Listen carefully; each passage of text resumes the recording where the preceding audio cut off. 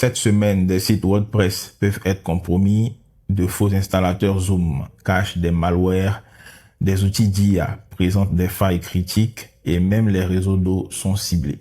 Voici ce qu'il ne fallait surtout pas manquer la semaine dernière en cybersécurité. Bonjour et bienvenue dans Cybercast, votre rendez-vous avec la cybersécurité en Côte d'Ivoire, en Afrique et dans le monde. On commence avec WordPress. Une nouvelle vulnérabilité baptisée XSS to Shell peut dans certaines conditions permettre à un attaquant d'aller beaucoup plus loin qu'une simple injection XSS, jusqu'à l'exécution de code à distance. Si vous gérez un site WordPress, vérifiez vos mises à jour et vos extensions. Attention également aux logiciels que vous téléchargez. De faux installateurs de Zoom circulent sur macOS et Windows et peuvent installer un malware capable de donner aux attaquants un accès à la machine victime.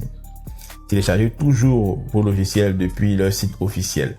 Et cette semaine, l'intelligence artificielle est également au cœur des alertes. Claude Code, Gemini CLI et Codex, des outils utilisés par les développeurs, ont été concernés par des failles de sécurité pouvant permettre à des attaquants de détourner certaines capacités des agents IA. Le message est clair, un agent IA avec trop de permissions peut devenir un nouveau point d'entrée. En Côte d'Ivoire, la PLCC alerte sur une nouvelle méthode d'arnaque utilisant de faux fichiers APK. Des victimes sont incitées à installer une application malveillante qui peut notamment servir à récupérer des informations sensibles liées au service de mobile money. N'installez jamais un APK envoyé par un inconnu ou provenant d'une source douteuse. Du côté des infras, Checkpoint a corrigé une vulnérabilité critique tandis que Cisco a publié des correctifs pour plusieurs failles affectant Catalyst SD-WAN. Ces équipements sont au cœur des réseaux d'entreprise. Une faille sur ces systèmes peut avoir des conséquences importantes. Deux autres alertes méritent vos attentions. Des vulnérabilités affectant Vim1, avec notamment des risques d'exécution de code à distance.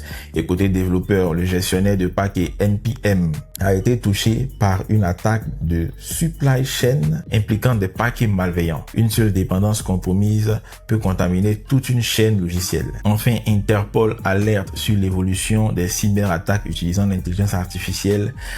Le groupe Mirage Kitten est également associé à des campagnes de cyberespionnage visant notamment l'Afrique et le Moyen-Orient.